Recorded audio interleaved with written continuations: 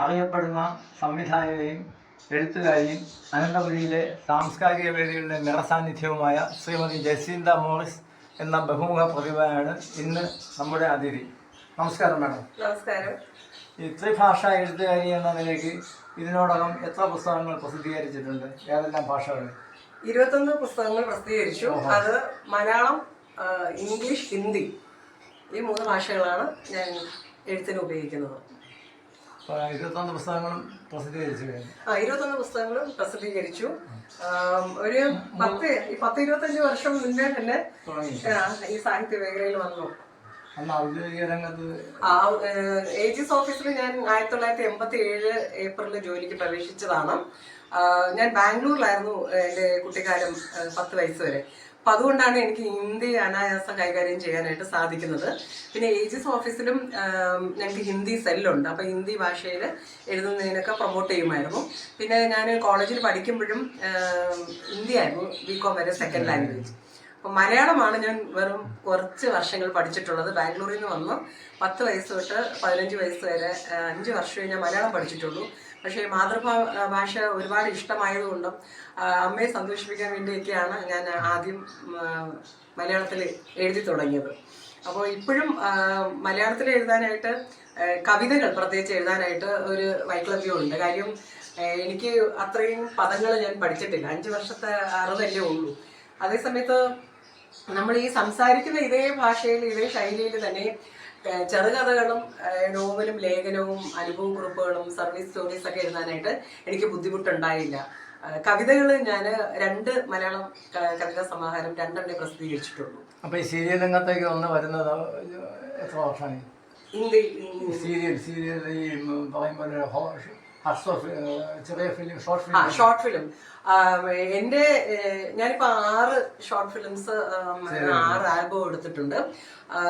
Short films എല്ലാം തന്നെയും ഞാൻ എഴുതിയിട്ടുള്ള കഥകളാണ്. അതുകൊണ്ട് വിഷയത്തിന് ഒരു ക്ഷാമമില്ല. ചിലത് നർമ്മമാണെങ്കിലും എല്ലാത്തിനും ഒരു ആശയമുണ്ട്. പൊതുജനങ്ങളെ അറിയിക്കണമെന്ന് പറഞ്ഞ് തന്നെയാണ് ഞാൻ ഒരുപാട് ഷോർട്ട് ഫിലിംസ് എടുത്തത്. മണവാട്ടി കാത്തിരിക്കുന്നു എന്ന ഹ്രസ്വചിത്രം ഇതില് ഒരു വൻ വിജയത്തിലെത്തിയിട്ടുണ്ട്. അതെ അതെ, മണവാട്ടി കാത്തിരിക്കുന്നു. അതേക്കുറിച്ച് രണ്ടു വാക്ക്.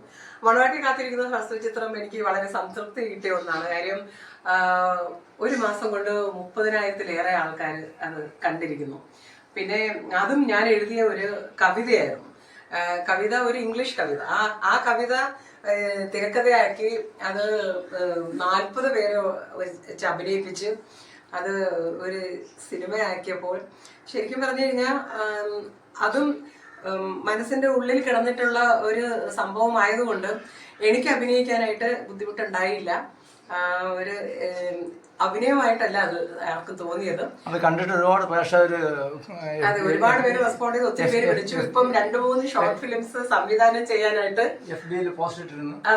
ഡോക്ടർ അനിത ഹരി പ്രത്യേകിച്ച് പെൺമനസ്സിന്റെ കാണാമാകാത്ത നൊമ്പരങ്ങൾ ശ്രദ്ധേയമായ കാര്യമാണ്. അതെ, കാര്യം ഒരുപാട് സ്ത്രീകളും പ്രത്യേകിച്ച് കഴിഞ്ഞ നൂറ്റാണ്ടിന്റെ പകുതിയിൽ ജനിച്ചവര് ജീവിക്കേണ്ടി വന്നത് ഈ നൂറ്റാണ്ടിൽ ജീവിക്കുന്നവര് പുതുതലമുറയായിട്ട് പൊരുത്തപ്പെട്ടു പോകുമ്പോൾ അവരുടെ ആ നൊമ്പരങ്ങൾ ഉള്ളിലൊതുക്കി കുടുംബജീവിതത്തിന്റെ ഭദ്രത കാത്തു സൂക്ഷിച്ചും മുന്നോട്ട് പോയിക്കൊണ്ടിരുന്ന ഒരുപാട് സ്ത്രീകൾക്കും ആ വിഷമങ്ങൾ അവരുടെ മരണത്തോടു കൂടി അങ്ങ് മണ്ണടിഞ്ഞു പോവുകയാണ്.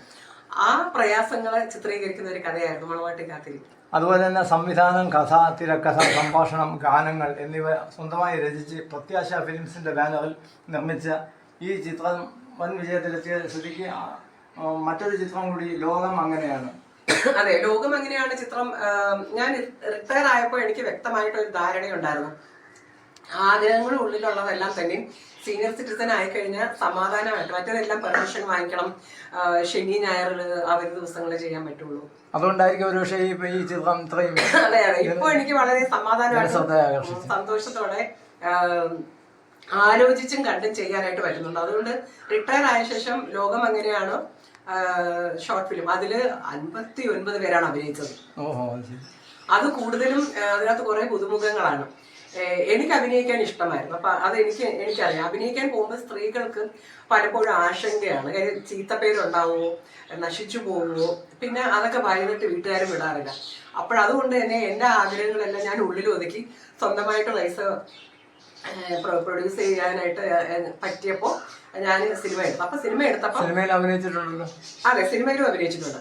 അപ്പൊ ഈ ഷോർട്ട് ഫിലിമില് അഭിനയിക്കണമെന്ന് ആഗ്രഹമുള്ള ഒരുപാട് കൂട്ടുകാരികൾ, അതിനകത്ത് സാഹിത്യകാരാണ് ഒത്തിരി പേരും. എനിക്കറിയുന്ന ആൾക്കാരെ എല്ലാവരും ഞാൻ അഭിനയിക്കാൻ ഒരു അവസരം കൊടുത്തു. അതൊരു സൗകര്യമായി. സ്വന്തമായി സംവിധാനം, കഥ, തിരക്കഥ, ഗാനങ്ങൾ എല്ലാം സ്വന്തമായിട്ട് തയ്യാറാക്കുക, എന്നിട്ട് ആ ചിത്രത്തിലെ തന്നെ ഒരു കഥാപാത്രമായി മാറുക. അപ്പൊ അതൊക്കെ അപൂർവം വ്യക്തികളിൽ മാത്രം ദർശിക്കാൻ കഴിയുന്ന ഒരു സംഗതിയാണ്. അപ്പൊ എഴുത്തും വായനയും എല്ലാം കൂടി ഒന്നിച്ച് കൊണ്ടുപോകാൻ കാര്യം സമാധാനമല്ലേ? ഞാൻ പുതിയ പുതിയ കാര്യങ്ങൾ ചെയ്യുമ്പോൾ അതൊരു വെല്ലുവിളിയാണ്. ആ ചലഞ്ചസ് എനിക്ക് എടുക്കാനായിട്ട് ഭയങ്കര സന്തോഷമാണ്. കാര്യം നമ്മളെ കൊണ്ട് പറ്റുമോ സാധിക്കുമോ എന്ന് അറിയാനായിട്ടുള്ള അറിയാനുള്ള ഒരു വ്യഗ്രത. അപ്പോൾ ഞാൻ എഴുതിയ കഥ അത് തിരക്കഥയാക്കി, സംഭാഷണമാക്കി, സംവിധാനം ചെയ്ത്, അത് നിർമ്മിച്ച്, അതിൽ ഞാൻ അഭിനയിച്ച്, അതിൽ ഗാനങ്ങൾ ഉൾപ്പെടുത്തുന്ന ഗാനങ്ങൾ ഞാൻ എഴുതിയത്, അത് ഞാൻ പാടിയ ഗാനങ്ങൾ, അതിനകത്ത് കുറെ പേര് ശബ്ദം നൽകി ഡബിങ് റോളും ചെയ്ത്, ചിലപ്പോൾ മിക്ക സിനിമകളും സബ് ടൈറ്റിൽ ഇംഗ്ലീഷിലും കൊടുത്ത്, ഇത്രയും ചെയ്തു വരുമ്പം 8-10 റോളുകളാണ് ഒരു സിനിമയ്ക്ക് വേണ്ടി ചെയ്യുന്നത് കാര്യങ്ങൾ. പക്ഷേ അത് ചെയ്തു വരുമ്പോഴത്തേക്ക് ഭയങ്കര ഒരു സംതൃപ്തിയാണ്. കാര്യം ഒരു സ്ത്രീക്ക് ഇത്രയും ചെയ്യാൻ കഴിയും എന്നുള്ളതാണ്. യഥാർത്ഥത്തിൽ എനിക്ക് വലിയ സിനിമ ഡയറക്റ്റ് ചെയ്യാനുള്ള സ്ക്രിപ്റ്റും ഉണ്ട്, ആഗ്രഹമൊക്കെ ഉണ്ട്, പറ്റും എന്നുള്ളൊരു വിശ്വാസമുണ്ട്. പക്ഷെ പ്രൊഡ്യൂസ് ചെയ്യാൻ പറ്റാത്തത് കൊണ്ടാണ് ചെറിയ ഷോർട്ട് ഫിലിംസ് ആക്കി മാറ്റുന്നത്. GN പണിക്കർ സാറ്, നീലപത്മനാഭ സാറ്, പിന്നെ മലയാളം, തമിഴ്, ഇംഗ്ലീഷ് ഭാഷകളിൽ കവിത ആലാപനം തുടങ്ങി MDM എന്ന ഒരു സംഘടനയുടെ പ്രതിനിധി കൂടി. അപ്പൊ അതേക്കുറിച്ച്, അതിന്റെ പ്രവർത്തനത്തെ കുറിച്ച് ലഘുവായിട്ടൊന്ന് പറയാം. Malayalam, Tamil, Indian English writers forum എഴുത്തുകാരുടെ കൂട്ടായ്മ ഒരു 15 വർഷങ്ങൾക്ക് മുൻപേ രൂപീകരിച്ചതാണ്. അതിന് തലപ്പത്തിരുന്നവരായിരുന്നു 3 ഭാഷയുടെ പ്രതിനിധികളായിട്ട് GN പണിക്കർ സാറും നീല പത്മനാഭൻ സാറും, സെക്രട്ടറി ആയിട്ട് തിരുവല്ല ശിവൻകുട്ടി സാറും, പിന്നെ ഡോക്ടർ വേണുഗോപാൽ, ഡോക്ടർ ജയകുമാർ, ഇവരെല്ലാരും കൂടെ രൂപീകരിച്ചതായിരുന്നു. അന്ന് ഞാൻ വളരെ 15 വർഷം മുൻപ് ഇതിനകത്ത് ഒരു പുതിയൊരു അംഗമായിട്ട്. കൂട്ടത്തില് ക്ലാപ്പന ഷൺമുഖ സാറ്, ബിനു കൽപ്പശ്ശേരി, രാജ്മാവ് കുടപ്പനകുന്ന് എല്ലാവരും പിന്നീട് വന്നു. അപ്പൊ ആദ്യ കാലങ്ങളിൽ ഇതിനകത്ത് വളരെ താല്പര്യം പ്രകടിപ്പിക്കാനായിട്ട് കാര്യം ആ ഒരു സംഘടന മാത്രമേ ഉള്ളൂ. പ്രസിദ്ധീകരിക്കാത്ത കഥയും കവിതയും പുതിയതായിട്ട് എഴുതുന്നത് മാത്രമേ അവിടെ അവതരിപ്പിക്കാൻ പാടുള്ളൂ. അത് പണിക്കർ സാറിന്റെയും നീലപത്മ സാറിന്റെ കർക്കശമായ ഒരു തീരുമാനമാണ്. അപ്പൊ അത് കാരണം ഞങ്ങൾ പുതിയതായിട്ട് എല്ലാ മാസവും അവരെ വയന്നെങ്കിലും എഴുതുവാൻ, അങ്ങനെ എഴുതി നമുക്ക് കുറെ ആകുമ്പോൾ നമുക്ക് പുസ്തകങ്ങൾ പ്രസിദ്ധീകരിക്കാനായിട്ടും സാധിക്കുന്നുണ്ടായിരുന്നു. അങ്ങനെ അതൊന്ന് ആ ഒരു കീഴടക്കം. പിന്നെ കോപ്പീസ് കൊണ്ടുപോകണം. ആ കോപ്പീസ് നമ്മൾ വിതരണം ചെയ്തിട്ടാണ് അവിടെ കവിത അവതരിപ്പിക്കുന്നത്. കാര്യം അപ്പോഴും നമ്മൾ വായിക്കുന്നവരിൽ കയ്യിൽ കോപ്പി ഉള്ളത് കൂടുതൽ ശ്രദ്ധിക്കുകയും മാത്രമല്ല, പിന്നീട് അവരുമായിട്ട് ബന്ധപ്പെടാനായിട്ട് അവരുടെ മൊബൈൽ നമ്പർ അതിലുണ്ടാവും. പിന്നീട് അത് പ്രസിദ്ധീകരിക്കണമെങ്കിൽ ആരെങ്കിലും പബ്ലിഷർ ആവുന്നെങ്കിൽ അത് പ്രസിദ്ധീകരിക്കാനായിട്ട് ഇത് ഉപയോഗിക്കാറുണ്ട്. മറ്റുള്ള സംഘടനകളിൽ നിന്ന് വളരെ വ്യത്യസ്തമായിട്ടാണ് എല്ലാ കാര്യത്തിലും വ്യത്യസ്തത പുലർത്തുന്നുണ്ട്. അത് മാത്രമല്ല, ഇതൊരു പഴയ സംഘടനയാണ്. അന്നത്തെ കാലത്ത് വായന കൂട്ടായ്മ ആ ഒരു സംഘടന അപൂർവമായിട്ട് 2-3 സംഘടനയെ അന്നും ഉള്ളൂ. ഇപ്പൊ അതിനകത്ത് ഈ കഴിഞ്ഞ 15 വർഷമായിട്ട് വന്ന അംഗങ്ങളായിട്ട് ഇരുന്നവരെല്ലാരും തന്നെ ഒരുപാട് കവികളായി. അവർക്കൊക്കെ സ്വന്തമായിട്ടുള്ള സംഘടനകളുണ്ട്. അതോടൊപ്പം തന്നെ നിങ്ങൾ അതെ, ഞാനതൊരു ഭയങ്കര ഭാഗ്യമാണെന്ന് കണക്കാക്കാം. കാര്യം അവരുടെ വാർദ്ധക്യ സഹജമായ ബുദ്ധിമുട്ടുകൾ കാരണം എന്നെയാണ് പ്രസിഡന്റ് ആക്കിയത്. അപ്പോൾ എന്നെക്കാൾ പ്രായം ചെന്നവരും പഠിത്തമുള്ളവരൊക്കെ ഉണ്ടായിട്ടും എന്നെ ആക്കിയപ്പോൾ ഞാൻ അതിന് വിസമ്മതിച്ചായിരുന്നു. കാര്യം അയ്യോ എന്നെ വേണ്ട, ഇന്ന ആളെ ആക്കിക്കൂടെ എന്ന് ചോദിച്ചപ്പോഴത്തേക്ക് അവര് പറഞ്ഞു ഇല്ല, ജസന്ത മോറിസാണ് എല്ലാം കൊണ്ട് യോഗ്യ. കാര്യം ധാരാളം പുസ്തകങ്ങൾ 3 ഭാഷകളായി പ്രസിദ്ധീകരിച്ചിട്ടുണ്ട്. AG's ഓഫീസിൽ വലിയൊരു പോസ്റ്റിൽ ഇരുന്ന് ഓഫീസിന്റെ കാര്യങ്ങളും എല്ലാം നോക്കുന്നു, സാമൂഹിക പ്രവർത്തനം ചെയ്യുന്നു, സജീവ സാന്നിധ്യം മറ്റുള്ള മേഖലകളിലും. അതുകൊണ്ട് ഇത്തരത്തിലുള്ള ഒരു പേഴ്സൺ തന്നെ ഇതിന്റെ പ്രസിഡന്റ് ആണോ എന്ന് അവർ തീരുമാനിച്ചത്. അതെ, അത് ദൈവാനുഗ്രഹം എന്ന് കണക്കാക്കുന്നു. കുടുംബം ആക്ച്വലി എന്റെ എഴുത്തിന്റെ മേഖലയിൽ വരാൻ തന്നെ കാരണം എപ്പോഴും എനിക്ക് ഒരു ഏകാന്തവാസമായിരുന്നു. ഹസ്ബൻഡ് ആദ്യം എയർഫോഴ്സിലായിരുന്നു. ആദ്യത്തെ ആ വർഷങ്ങളിൽ 2 കുഞ്ഞുങ്ങളുമായിട്ട് ഒറ്റയ്ക്ക് AG's ഓഫീസിൽ ജോലി വിവാഹത്തിന് മുൻപേ ലഭിച്ചു. അപ്പോ 2 പെൺകുഞ്ഞുങ്ങള്, അവരെ സംരക്ഷിക്കേണ്ട ചുമതല എനിക്ക് തന്നെ ആയിരുന്നുകൊണ്ട് പിന്നെ രാത്രി ആകുമ്പോൾ ഭയമാണ്, കള്ളന്മാര് വരുമോ, സാമൂഹിക വിരുദ്ധര് വരുമോ. അപ്പൊ ഭയന്നിട്ട് അധികം ഉറങ്ങാറില്ലായിരുന്നു. ഇവരെ 2 പേരെയും സംരക്ഷിക്കാൻ എന്നെ സ്വയം സംരക്ഷിക്കണം. അപ്പോഴ് അങ്ങനത്തെ ഒരു ഭയപ്പാട് കാരണം ഞാൻ ധാരാളം വായിക്കുമായിരുന്നു. AG's ഓഫീസിലെ ലൈബ്രറിയിലെ ഒട്ടുമിക്ക പുസ്തകങ്ങളും ഞാൻ എടുത്തുകൊണ്ട് വായിക്കും. അങ്ങനെ വായിച്ചു കഴിച്ച് പിന്നെ ഞാൻ എഴുതാൻ തുടങ്ങി. എന്തെന്ന് വെച്ച് കഴിഞ്ഞാൽ ഇതാണ്, എനിക്ക് ഈ ആരും തന്നെ വീട്ടിൽ സംസാരിക്കാനോ എടുക്കാനോ ഒന്നുമില്ല. കുട്ടികളും ഉറക്കമാവും, അപ്പോൾ ഒരു ഏകാന്തത. അപ്പോഴും എനിക്ക് നമ്മുടെ ക്രിയേറ്റീവ് സർഗാത്മകതയുടെ ഒരു ഉണർവ് രാത്രിയാണ് കൂടുതലായിട്ട് എനിക്ക് അനുഭവപ്പെട്ടത്. അങ്ങനെ ഞാൻ എഴുതാൻ തുടങ്ങിയതാണ്. അപ്പൊ ഹസ്ബൻഡ് സ്ഥലത്തിൽ, അത് കഴിഞ്ഞ് പുള്ളി എയർഫോഴ്സിൽ നിന്ന് ഗൾഫിൽ പോയി. ഗൾഫിൽ ഒരു 20 വർഷത്തിനടുപ്പിച്ച് ഗൾഫിലായിരുന്നു. ഞാൻ 4 വർഷം ദുബായി പോയിരുന്നു. പക്ഷെ എന്നിരുന്നാലും പിന്നീടും ഈ മക്കളെ വളർത്തിയെടുത്ത് അവര് ഉന്നത വിദ്യാഭ്യാസത്തിനായിട്ട് ദൂര സ്ഥലങ്ങളിൽ പോകുമ്പോഴും ഞാൻ ഒറ്റപ്പെട്ടു. അപ്പോഴും ഞാൻ കൂടുതൽ എഴുതാനായിട്ട് തുടങ്ങി. അങ്ങനെ എന്റെ എഴുത്തെന്ന് പറയുന്നത് ഒന്നോർത്ത എന്റെ ഈ ഏകാന്തതയാണ്. അല്ലെങ്കിൽ ശരിക്കും പറഞ്ഞു കഴിഞ്ഞാൽ ഈ ഒറ്റപ്പെടല് ഇടയിലും ഈ ഉത്തരവാദിത്തങ്ങളും എല്ലാം കൂടെ ആയി അന്യമായ ഒരു സിറ്റിയിൽ വന്ന് ഒറ്റയ്ക്ക് ജീവിക്കുമ്പോഴുള്ള ബുദ്ധിമുട്ടുകൾ, പ്രയാസങ്ങൾ, ഇതെല്ലാം കൂടെ ഞാൻ എന്റെ എഴുത്തിലൂടെ. പിന്നെ സാമൂഹ്യ പ്രവർത്തനം ഉണ്ടായിരുന്നു അന്ന് തന്നെ. ഏജീസ് ഓഫീസിൽ ഞാൻ ക്ലാർക്ക് ടൈപ്പിസ്റ്റ് ആയിട്ട് കയറി. അക്കൗണ്ട് ഔദ്യോഗിക തലത്തിൽ എനിക്ക് ഏറ്റവും വലിയ ഭാഗ്യം എന്ന് പറഞ്ഞു കഴിഞ്ഞാൽ ഏജീസ് ഓഫീസിൽ പുരുഷന്മാര് മാത്രം കൈകാര്യം ചെയ്തിരുന്ന ഒരു പോസ്റ്റാണ് വെൽഫെയർ അസിസ്റ്റന്റ്. അത് ഡെപ്യൂട്ടേഷൻ പോസ്റ്റാണ്. അതിന് ഞാൻ ഇന്റർവ്യൂവിന് പോയി 6 പുരുഷന്മാരുടെ ഇടയിലാണ് എനിക്ക് സെലക്ഷൻ കിട്ടിയത്. സാധാരണ 1 വർഷത്തേക്കാണ് പോസ്റ്റ് കൊടുത്തത്. ഞാൻ ഔട്ട്സ്റ്റാൻഡിംഗ് ആയതുകൊണ്ട് 6 വർഷത്തോളം സ്ഥാനം വഹിക്കുന്ന അല്ലാതെ ഏതെങ്കിലും മറ്റു സംഘടനകളുടെ ഞാൻ എംടെയിൽ എനിക്ക് ഉത്തരവാദിത്തം ഉള്ളത് കൊണ്ടാണ്. അത് കൂടാതെ പാട്ട് ഇഷ്ടമായതുകൊണ്ട് സായന്തനം മ്യൂസിക്സ് എന്ന സംഘടനയിൽ ഞാൻ വൈസ് പ്രസിഡന്റ് ആണ്. പിന്നെ ഞാൻ ഇവിടെയുള്ള ഏതൊക്കെ സംഘടനകള്, അതായത് വായന കൂട്ടായ്മയിലെ അംഗമാണ്. പിന്നെ നന്മ, ഏതൊക്കെ സംഘടനയുണ്ടോ അതിന് അംഗത്വം എടുത്തിട്ടുണ്ട്. പിന്നെ ഓഫീസിൽ ജോലി ഉള്ളതുകൊണ്ട് 37 വർഷം ജോലിയായിരുന്നല്ലോ. അപ്പോൾ അതുകൊണ്ട് എനിക്ക് സമയം കിട്ടുമ്പോൾ മാത്രമേ പോകും. പിന്നെ കൂടുതലും എനിക്ക് പുതിയതായിട്ട് എന്ത് ചെയ്യാൻ പറ്റുമെന്ന് ആലോചിക്കുന്ന ഒരു വ്യക്തിയാണ് ഞാൻ.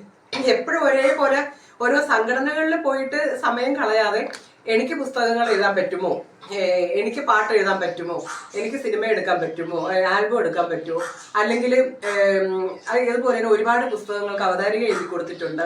പിന്നെ പുസ്തക ചർച്ചയ്ക്ക് പോകാം. അപ്പൊ ആ പുസ്തകം മൊത്തം വായിച്ച് മനസ്സിലാക്കണം. അങ്ങനെ എന്തൊക്കെ കാര്യങ്ങൾ നമ്മുടെ സൈഡിൽ പ്രൊഡക്റ്റീവായിട്ട് എനിക്കിപ്പോ ഇത്രയും ഇങ്ങനെ ആദരവുകളും പുരസ്കാരങ്ങളും കിട്ടിയത് എങ്ങനെ കിട്ടി എന്ന് ചോദിച്ചു കഴിഞ്ഞാൽ വ്യക്തമായിട്ട് ഒരു മറുപടി ഉണ്ട്. ശിരസ് ഉയർത്തിപ്പിടിച്ച് എന്നെ പറയാം. എനിക്ക് 21 പുസ്തകങ്ങളുണ്ട്, 3 ഭാഷയിൽ എഴുതിയിട്ടുണ്ട്. അത് എഴുത്തെന്ന് പറയുമ്പോഴത്തേക്ക് വെറും കവിതയല്ല, കഥ, നോവല്, ലേഖനങ്ങള്, അനുഭവ കുറിപ്പുകൾ, ട്രാൻസ്ലേഷൻ വർക്ക് എല്ലാം. 3 പുസ്തകങ്ങൾ ഷാർജ അന്താരാഷ്ട്ര പുസ്തകമേളയിൽ പ്രകാശനം ചെയ്തിട്ടുണ്ട്.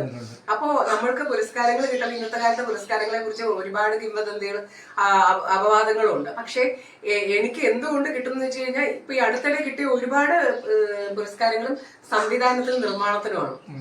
അപ്പം അതുകൊണ്ട് ഞാൻ വ്യത്യസ്ത മേഖലകൾ കൈകാര്യം ചെയ്യുന്നത് 100-ലേറെ പുരസ്കാരങ്ങൾ കിട്ടിയിട്ടുണ്ട്. ഷോർട്ട് ഫിലിംസ്, പിന്നെ ആക്ടിങ്ങിന്, അല്ലാതെ തലശ്ശേരി വലിയ സിനിമകളിലും അഭിനയിക്കാൻ പോയിട്ടുണ്ട്. അപ്പോൾ ഞാൻ ആൾക്കാരായിട്ട് ഇടപഴകുന്നതിനനുസരിച്ച് ഇപ്പം വെറും തിരുവനന്തപുരം ജില്ലയിലല്ല, എന്നെ പലപ്പോഴും കോഴിക്കോട് നിന്ന് എനിക്ക് പുരസ്കാരം ലഭിച്ചിട്ടുണ്ട്.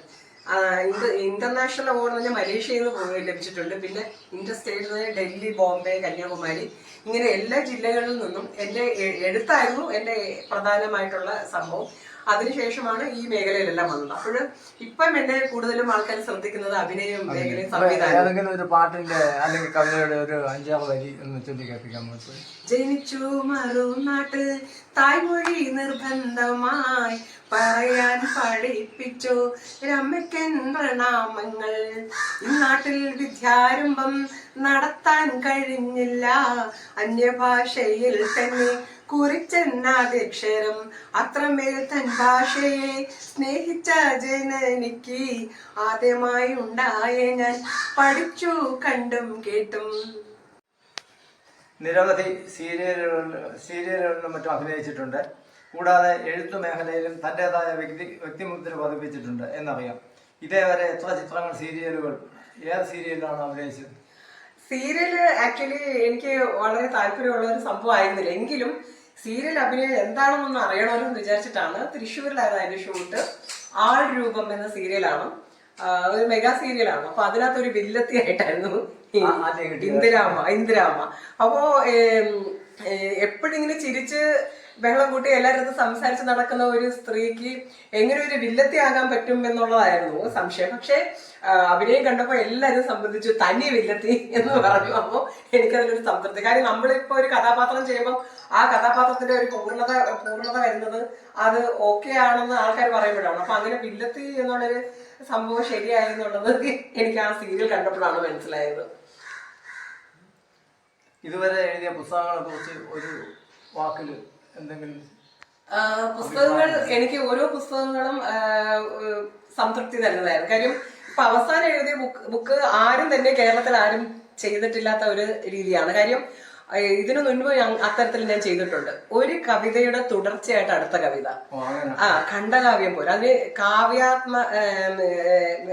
ശരിക്കും കാവ്യാത്മകഥ എന്നാണ് അതിനിപ്പം സത്യജിത്ര പുരസ്കാരം ലഭിച്ചപ്പോൾ അവർ പറഞ്ഞത്. കാവ്യാത്മകഥ, സിംഗിൾ പോയറ്റിക് സ്റ്റോറിയാണ്. അപ്പൊ അത് ഞാൻ ദുബായിൽ പോയപ്പോൾ എഴുതിയതാണ്. അപ്പൊ വീട്ടിൽ നിന്ന് പുറപ്പെട്ട് നമ്മൾ എയർപോർട്ടിൽ പോകുന്നു, എയർപോർട്ടിൽ നിന്ന് പ്ലെയിനിൽ കയറുന്നു, ചെക്ക് ഇൻ ചെയ്ത് ഇങ്ങനെ പറഞ്ഞ് ദുബായിൽ ചെലവഴിച്ച ദിവസങ്ങൾ, ഓരോ ദിവസത്തെ അനുഭവങ്ങൾ, അത് കഴിഞ്ഞിട്ട് തിരിച്ച് പ്ലെയിനിൽ കയറി പ്ലെയിനിലിരിക്കുമ്പോൾ കൺവട്ടത്തിൽ നിന്ന് ദുബായ് മറയുമ്പോൾ ലാസ്റ്റ് കവിത പ്ലെയിനിലിരുന്നാണ് എഴുതുന്നത്. അപ്പൊ അങ്ങനെ 26 ദിവസം കൊണ്ട് 76 കവിത എഴുതി.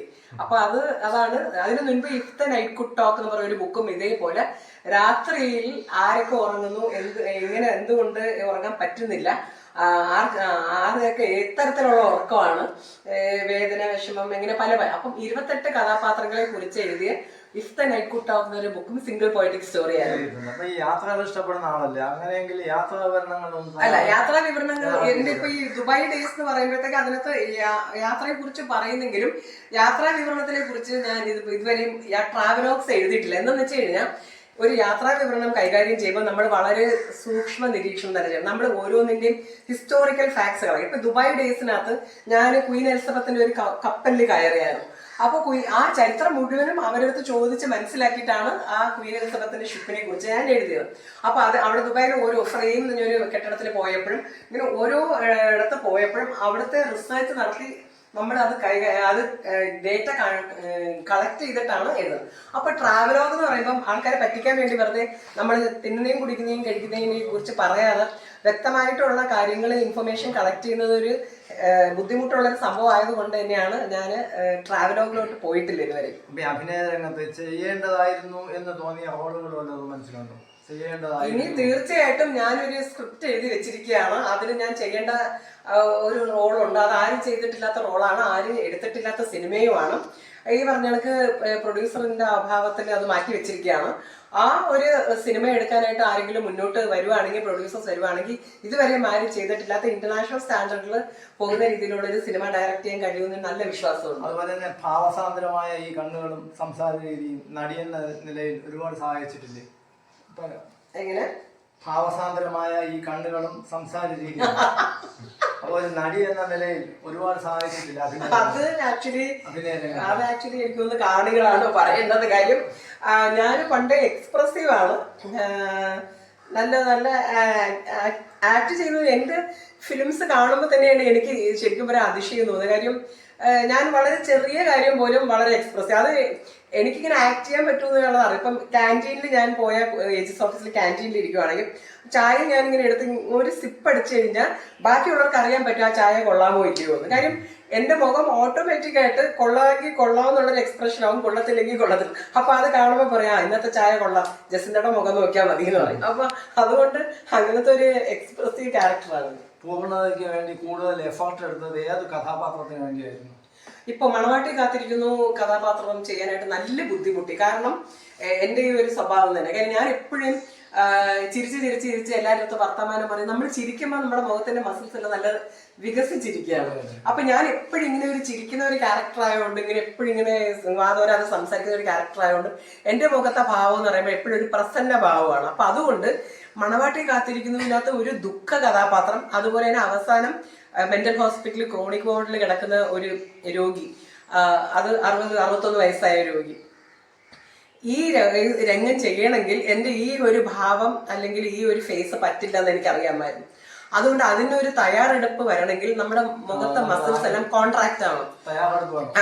ആ മസിൽസ് എല്ലാം കോൺട്രാക്ട് ചെയ്യിപ്പിക്കാൻ വേണ്ടി ഞാൻ രാവിലെ മുതലേ ചിരിക്കാതെയും അധികം വർത്തമാനവും പറയാം. അപ്പോൾ ഷൂട്ടിന് വന്നവരൊക്കെ പറഞ്ഞു ജസന്തയ്ക്ക് എന്ത് പറ്റി, ജസന്ത ഇങ്ങനെ എന്താ നടക്കുന്നത്. പക്ഷെ ഞാനതൊരു തയ്യാറെടുപ്പായിരുന്നു. അതുകൊണ്ട് തന്നെ ആ ഫിലിം സക്സസ് ആയി. ജീവിതത്തിൽ പല ഘട്ടങ്ങളുണ്ട്. ബാല്യം, കൗമാരം, യൗവനം, കലാരംഗത്തേക്ക് വന്ന കാലം, അറിയപ്പെടുന്ന കലാകാരിയായി മാറിയ കാലം. ഇതിൽ ഏറ്റവും മനോഹരമായ കാലം ഏതാണ്? റിട്ടയർമെന്റ് കാലം, സീനിയർ സിറ്റിസൺ ആയ പിന്നെ. ഇപ്പോഴാണ് ഞാൻ ശരിക്കും ലൈഫ് എൻജോയ് ചെയ്യുന്നത്. ഇഷ്ടമുള്ളപ്പോൾ എഴുന്നേക്കാം, ഇഷ്ടമുള്ളത് കഴിക്കാം, വെച്ച് കഴിയാം. പിന്നെ അഥവാ ഇനി പുറത്തുനിന്ന് കഴിക്കണമെങ്കിൽ ഫ്രണ്ട്സിൻ്റെ കൂടെ പോയി പുറത്ത് കഴിക്കാം. പിന്നെ എഴുതണമെങ്കിൽ എഴുതാം, പാട്ട് പാടണമെങ്കിൽ പാടാം. ഒറ്റയ്ക്കാണെങ്കിൽ രാത്രി ലേറ്റായിട്ട് കിടക്കാം. ഒരു ടെൻഷനില്ല. പോയി രാവിലെ പഞ്ച് ചെയ്യണമെന്നോ, അല്ലെങ്കിൽ നമ്മൾ എന്തെങ്കിലും ഒരു കാര്യം ചെയ്യണമെങ്കിൽ പെർമിഷൻ ചോദിക്കണമെന്നോ, അല്ലെങ്കിൽ ഒരു ഇത്ര റിലാക്സ് ലൈഫ്. എന്നെ സംബന്ധിച്ച് ദൈവം എനിക്ക് ഇതൊരു ബോണസ് ലൈഫാണ്. 37 വർഷം ജോലി ചെയ്തതിനു ശേഷം എൻ്റെ ഒരു ബോണസ് ലൈഫാണ്. ഈ ലൈഫ് തന്നതിന് ഓരോ ദിവസം ഞാൻ ദൈവത്തിന് നന്ദി പറയുന്നുണ്ട്. അതുപോലെ തന്നെ പ്രൊഡക്റ്റീവായിട്ട് പുതിയ പുതിയ കാര്യങ്ങൾ ചെയ്യാനും മറ്റുള്ളവർക്ക് സന്തോഷം നൽകാനും, അതേപോലെ അതിലൂടെ എനിക്ക് സന്തോഷം കിട്ടാനായിട്ട് അവസരം നൽകണേ എന്ന് ഞാൻ പ്രാർത്ഥിക്കുക. അതുപോലെ തന്നെ വ്യത്യസ്തമായ കഥാപാത്രങ്ങൾ ചെയ്യുമ്പോൾ അതിനുവേണ്ടി വല്ല മുൻകരുതൽ എടുക്കാറുണ്ടോ? മുൻകരുതൽ എന്ന് പറയുമ്പോഴത്തേക്കും ഞാൻ എഴുതിയിട്ടുള്ള കഥകളും കവിതകളും തന്നെയാണല്ലോ സിനിമയൊക്കെ ആക്കുന്നത്. അപ്പൊ അതുകൊണ്ട് അത് തിരക്കഥ ആക്കുമ്പോൾ തന്നെ അതിലെ കഥാപാത്രം ഞാൻ എന്ത് കഥാപാത്രമാണ് ചെയ്യാൻ പോകുന്നത്, അതുപോലെ തന്നെ ബാക്കിയുള്ളവർ എന്താ ചെയ്യാൻ പോകുന്നതെന്ന് വ്യക്തമായിട്ടൊരു ധാരണ ഈ തിരക്കഥയുടെ സമയത്ത് തന്നെ നമ്മുടെ മൈൻഡിൽ ഹോംവർക്ക് ചെയ്യുകയാണ്. ഇപ്പൊ അടുത്തിടെ ഇറങ്ങിയ ചിത്രങ്ങളിൽ ഏറ്റവും ഇഷ്ടപ്പെട്ട ചിത്രം? ഏറ്റവും ഇഷ്ടപ്പെട്ട ചിത്രം ഇപ്പൊ എനിക്ക് മണവാട്ടി കാത്തിരിക്കുന്നതാണ്. മുൻപ് ലോകം അങ്ങനെയാണ്. പിന്നെ ഞാൻ 3 കോമഡി ചെയ്തായിരുന്നു. അതെനിക്ക് ഭയങ്കര ഇഷ്ടമായി. ഇപ്പോഴും പഞ്ചാര, ചുരുളപ്പം, ഇഞ്ചി അടിച്ച കുരങ്ങൻ, ഇതെല്ലാം കോമഡി ആയിരുന്നു. ചെറുപ്പത്തിൽ ആരാകാനായിരുന്നു മോഹം? സൈക്കാട്രിസ്റ്റ് ആകാനായിരുന്നു. സൈക്കാട്രിസ്റ്റ് അല്ലെങ്കിൽ ഒരു ക്ലിനിക്കൽ സൈക്കോളജിസ്റ്റ് എങ്കിലും ആകണം. കാരണം എനിക്ക് മനുഷ്യന്റെ മനസ്സ് പഠിക്കുന്നത് ഭയങ്കര താല്പര്യമായിരുന്നു. വസ്ത്രങ്ങളൊക്കെ സ്വയം ഡിസൈൻ ചെയ്യാറുണ്ടോ? വസ്ത്രങ്ങൾ ഞാൻ സ്വയം ഡിസൈൻ. അത് എൻ്റെ അടുത്ത് ഒരുപാട് ചോദിക്കാറുണ്ട്, ഈ ഡ്രസ്സ് എവിടുന്ന് വാങ്ങി. വസ്ത്രങ്ങൾ മാത്രമല്ല, ചെരുപ്പ് വരെ. കാര്യം കുന്നുകുടിയിൽ ഞാൻ താമസിക്കാൻ വേണ്ടി ഒരു ചെരുപ്പ് കടയുണ്ട്, ഒരു ചെരുപ്പ് ഉണ്ടാക്കും. അപ്പൊ ഞാൻ പോയി പാറ്റേൺ പറഞ്ഞ് എനിക്ക് വേണ്ടി ചെരുപ്പ് ഉണ്ടാക്കിയ ചെരുപ്പുകൾ പിന്നെ ഞാൻ നോക്കുമ്പോൾ ആ കട മുഴുവനും ആ പാറ്റേണിൽ ചെരുപ്പ് ഉണ്ടാക്കി വെച്ചാൽ അവർ വിൽക്കുന്നത് കണ്ടിട്ടുണ്ട്. കാര്യം ആ പാറ്റേൺ കൊള്ളാവുന്നതുകൊണ്ട് എല്ലാവരും വാങ്ങി. അപ്പൊ ഡ്രസ്സ് ഇപ്പോഴും തന്നെ ഞാൻ ടൈലറിന്റെ അടുത്ത് പോയി പറഞ്ഞ് ഇങ്ങനെ തയ്ക്കണം, ഇന്ന പാറ്റേൺ ആണെന്നൊക്കെ ഞാൻ തന്നെ തുണി എടുത്തോണ്ട് കൊണ്ട് പറഞ്ഞ് തയ്പ്പിക്കും. ഹെയർ സ്റ്റൈലും മേക്കപ്പും എങ്ങനെയാ തിരഞ്ഞെടുക്കുന്നത്? ഇല്ല. ആക്ച്വലി എനിക്ക് അനുകരണ സ്വഭാവം കുറവില്ല. ഞാൻ അനുകരിക്കാറില്ല. കാര്യം ജസന്ത മോറിസ് എന്ന് പറയുമ്പം ജസന്ത മോറിസിന്റെ ഒരു കയ്യൊപ്പ് ചാർത്തണമെന്ന് ആഗ്രഹിക്കുന്ന ഒരു പേഴ്സണാണ്. അതിനിപ്പം ഏത് കാര്യത്തിലല്ലേ, ഡ്രസ്സിന്റെ ആയാലും ശരി, എന്റെ ഹെയർ സ്റ്റൈൽ ആയാലും വേ ഓഫ് ടോക്ക് ആയാലും ഒന്നും തന്നെ ആരും ഞാൻ അനുകരിക്കാറില്ല. ഈ രംഗത്ത് ഫാഷന് പ്രാധാന്യം കൊടുക്കാറുണ്ടോ? അതെ, ഞാൻ ചെറുപ്പം മുതലേ ഒരുക്കക്കാരിയായിരുന്നു. കാര്യം എനിക്ക് മൂത്തത് 5 പേര്, ഞാൻ 6ാമത്തെയാണ്. ഈ അഞ്ച് പേരിൽ 4 ചേച്ചിമാരും. അപ്പൊ ഈ 4 ചേച്ചിമാരും എല്ലാം മേക്കപ്പ് ഒക്കെ ചെയ്ത് ഒരുക്കി നോക്കുന്നത് എന്നിലായിരുന്നു പരീക്ഷണം ചെയ്തുകൊണ്ടുള്ളത്. എങ്ങനെ ജുവലറി ഒക്കെ ആക്ച്വലി ഞാൻ പിന്നെ ഈ ഗോൾഡ് ഡയമണ്ട് അങ്ങനെ ഒരു ക്രേസ് ഒന്നും അങ്ങനെ ഇല്ല. ഗോൾഡ് കൂട്ടി വെക്കണമെന്ന് പുതിയ പുതിയ ഗോൾഡ് എടുക്കണം അങ്ങനെയൊന്നുമില്ല. ഞാൻ എടുത്ത ഗോൾഡുകൾ നല്ല നല്ല ഫാഷൻ ജുവലറി എല്ലാം മക്കൾക്ക് കൊടുത്തു. അതുകൊണ്ട് എൻ്റെ ആഗ്രഹങ്ങൾ ഞാൻ പിന്നെ ആർട്ടിഫിഷ്യൽ ആണ് എപ്പോഴും ഇടാറ്. ആർട്ടിഫിഷ്യൽ എനിക്ക് ഇഷ്ടപ്പെടുന്ന ഇതെല്ലാം ഞാൻ സെലക്ട് ചെയ്യും. കുറേ ഫ്രണ്ട്സ് ഗിഫ്റ്റ് തരും. പിന്നെ എൻ്റെ മോള് പുറത്തുനിന്ന് കൊണ്ടുതരും. അങ്ങനെ എനിക്ക് ഭയങ്കര വലിയ കളക്ഷനാണ്. ഇതുവരെ കിട്ടിയിട്ടുള്ള അവാർഡുകളിൽ ഏറ്റവും മികച്ചതെന്ന് തോന്നുന്ന അല്ലെങ്കിൽ ഏറ്റവും കൂടുതൽ മതിപ്പ് തോന്നുന്നത് അത് പറയുവാണെങ്കിൽ ഇപ്പം എഴുത്തുകാരിയുടെ എന്ന നിലയ്ക്കാണെങ്കിൽ എഴുത്തിന്റെ കാര്യം മാത്രം നോക്കിയാൽ മതി. എനിക്കിപ്പോ കിട്ടിയിട്ടുള്ള അവാർഡ് എന്ന് പറയുമ്പോൾ സാമൂഹിക പ്രവർത്തനത്തിന് വേറെ, എഴുത്തിന്റെ മേഖലയിൽ വേറെ, അഭിനയത്തിന്റെ മേഖല വേറെ, അതുപോലെ തന്നെ സംവിധാനത്തിന്റെ മേഖല. അപ്പം അതുകൊണ്ട് ഡിഫറെന്റ് കാറ്റഗറി ആയതുകൊണ്ട് ഇന്നതിനാണ് ഏറ്റവും ഇഷ്ടം എനിക്ക് പറയാനായിട്ട് പറ്റത്തില്ല. പക്ഷെ ഫിലിമിന്റെ രംഗത്തിലും എഴുത്തിന്റെ മേഖലകളും സത്യജിത് റേ ഫിലിം സൊസൈറ്റിക്കാരി തരുന്ന പുരസ്കാരത്തിൽ ഞാൻ വിലമതി. ഇപ്പം എനിക്ക് 4 എണ്ണം കിട്ടി. പുസ്തകത്തിന് 1 എണ്ണവും പിന്നെ 3 എണ്ണം നിർമ്മാതാവ് സംവിധായകൻ. എന്റെ സിനിമയിൽ അഭിനയിച്ച പ്രശസ്ത എഴുത്തുകാരൻ ശ്രീ കാര്യവട്ടം ശ്രീകണ്ഠൻ സാറിനും സ്വഭാവ നടൻ പുരസ്കാരം എന്റെ സിനിമയിൽ അഭിനയിച്ചതിന് കിട്ടിയായിരുന്നു. അത് ഞാൻ കണ്ടു. അതെ. അപ്പൊ ഇതുവരെയുള്ള കലാജീവിതത്തിൽ ആത്മസംതൃപ്തി, ചാരിതാർത്ഥ്യം ഒന്ന് വ്യക്തമാക്കാമോ? ആക്ച്വലി ഇതുവരെയുള്ള കലാ സാഹിത്യം എടുത്ത് നോക്കുവാണെങ്കിൽ എനിക്ക് പുസ്തകം എഴുതുന്നതിന് ഒരുപാട് സംതൃപ്തി കിട്ടാറുണ്ട്. ഓരോ പുസ്തകം എഴുതി കഴിഞ്ഞ് അത് ഒരു പൂർണ്ണ രൂപത്തിൽ ആ ബുക്ക് റിലീസ് ആവുമ്പം 9 മാസം ഒരു കുഞ്ഞിനെ ചുമന്നിട്ട് നമ്മുടെ ഒരു അമ്മ സുഖപ്രസവത്തോടുകൂടി കുഞ്ഞിനെ ഈ വെട്ടം കാണിക്കുന്നു എന്നുള്ളൊരു സംതൃപ്തി എനിക്ക് പുസ്തകത്തിൽ ഉണ്ടാകാറുണ്ട്. അതുപോലെ തന്നെ സിനിമ എടുക്കുമ്പോൾ സിനിമ ഹിറ്റാവുന്നു, ആൾക്കാരെല്ലാം എന്നെ വിളിച്ചിട്ട് നല്ല സിനിമയായിരുന്നു എന്ന് പറയുമ്പോൾ ഫിലിമിന് മേൽ സംവിധാനം എന്ന് പറയാൻ അത്ര എളുപ്പമുള്ള കാര്യമല്ല സ്ത്രീകൾക്ക്. അതും 40 പേര് ഒരു സിനിമയിൽ 59 പേര്. ആ 59 പേര് എന്ത് വസ്ത്രം ഇടണം, അവരെങ്ങനെ സംസാരിക്കണം, അവരെത്രമാത്രം സംസാരിക്കണം, ഇതെല്ലാം തന്നെ ഞാനത് നോക്കണം, ശ്രദ്ധിക്കണം. അപ്പോൾ അത്ര എളുപ്പമുള്ള സംഭവമല്ല. അപ്പൊ ഇതെല്ലാം എനിക്ക് ചെയ്യാൻ കഴിയുന്നു എന്ന് പറയുമ്പോൾ എനിക്ക് ഭയങ്കര സംതൃപ്തി തന്നെയാണ്. എന്തായാലും തിരക്കിനിടയിലും ഇത്രയും നേരം നമുക്ക് വേണ്ടി അഭിമുഖത്തിന് സമയം അനുവദിച്ചതിന് വളരെ സന്തോഷം. നന്ദി, നമസ്കാരം. Thank U.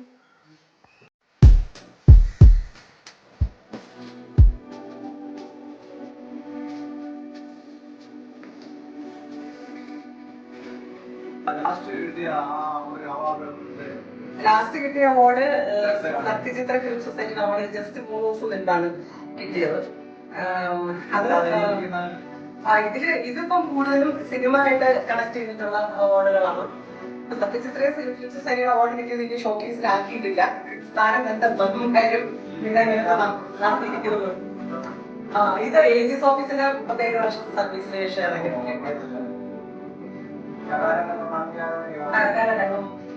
വിവിധ മേഖലകളാണ്. തമ്പുരാട്ടി എടുക്കുന്ന ഗാന്ധി ഭവനിൽ തന്നെ കിട്ടിയതൊക്കെ ഉണ്ട്.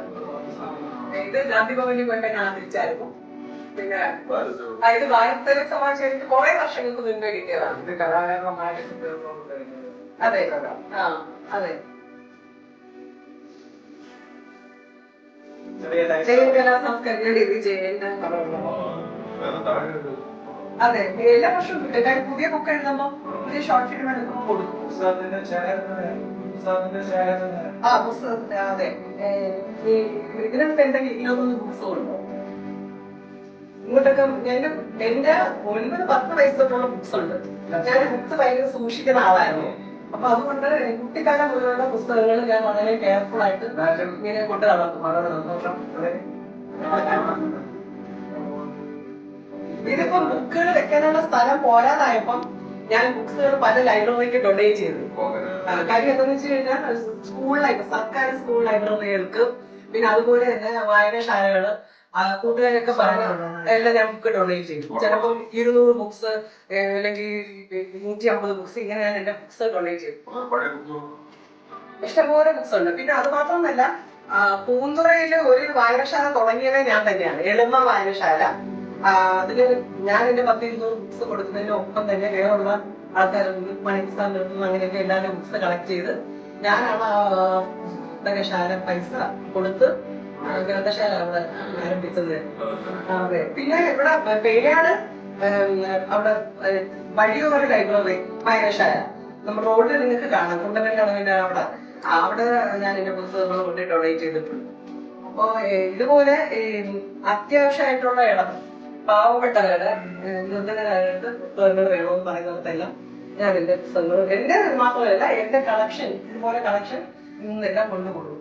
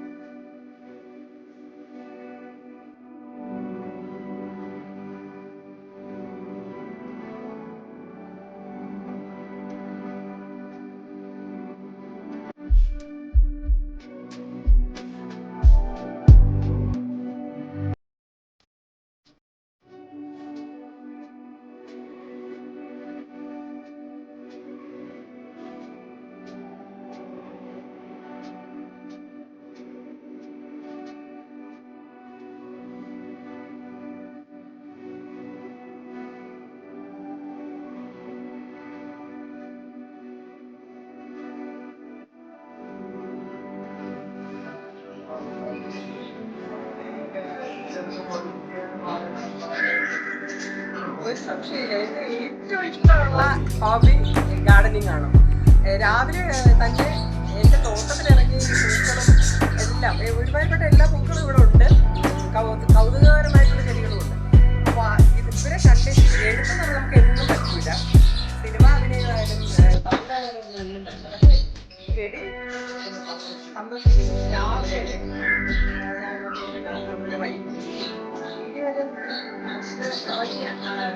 ആ ഒരു സെലിബ്രേഷൻ പറയുന്നത് ആ ഒരു വിക്ടോറിയയിലും അത് കഴിച്ചുകൊണ്ട് എനിക്ക് വേറെ ഗാർഡൻ മനോഹരമായ ഗാർഡൻ തന്നെയാണ് എൻ്റെ ഒരുപാട് സിനിമകളിൽ